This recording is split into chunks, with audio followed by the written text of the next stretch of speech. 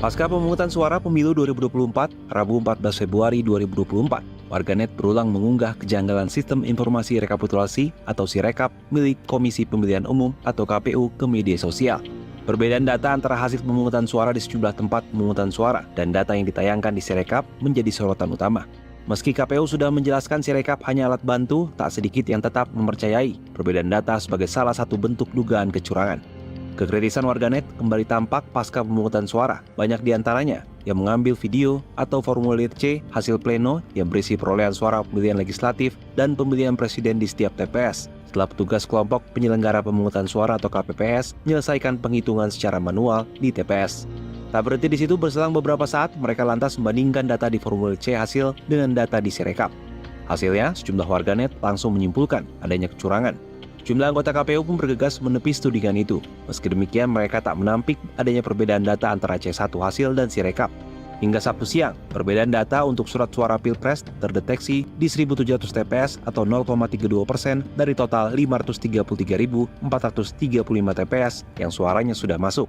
Sementara untuk memilih anggota DPR, kesalahan ditemukan di 7.473 TPS atau 1,85% dari data masuk sebanyak 402.911 TPS. Perbedaan ini disebut sepenuhnya karena kesalahan teknis. Desakan pun muncul kepada KPU untuk menghentikan publikasi hasil pemilu melalui Sirekap. Pasalnya, data yang diunggah ke Sirekap dinilai tidak akurat atau justru menimbulkan kegaduhan di masyarakat. Ketua fraksi PKS di Dewan Perwakilan Rakyat Jazuli Juwaini dalam keterangannya Minggu 18 Februari mengungkapkan kesalahan data di Sirekap dikhawatirkan menjadi sumber masalah baru yang dapat berdampak pada integritas hasil pemilu. Sebab setiap suara yang diberikan pemilih di bilik suara harus dijamin hingga penetapan hasil pemilu.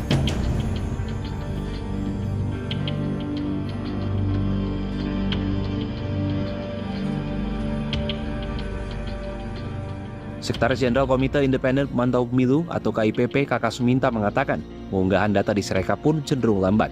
Hingga Minggu 18 Februari pukul 10.00, data Pilpres yang masuk baru 66,61% dari total 823.236 TPS dan Pileg baru 51,28%. Padahal penghitungan suara di TPS telah berakhir maksimal Kamis 15 Februari pukul 12.00.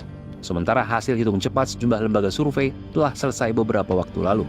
Oleh karena itu, KIPP meminta KPU menghentikan proses publikasi di Sirekap agar tidak menimbulkan spekulasi dan keresahan di masyarakat. Menanggapi hal ini, anggota KPU Betty Epsilon Idrus dalam keterangannya Sabtu 17 Februari mengatakan Sirekap tidak digunakan sebagai acuan penetapan hasil pemilu. Publikasi data di Sirekap bertujuan untuk menggunakan akses informasi publik dalam mengawal suara yang telah diberikan di TPS. Meski demikian, KPU tak membantah bahwa ada perbedaan data yang dipublikasikan dalam Sirekap.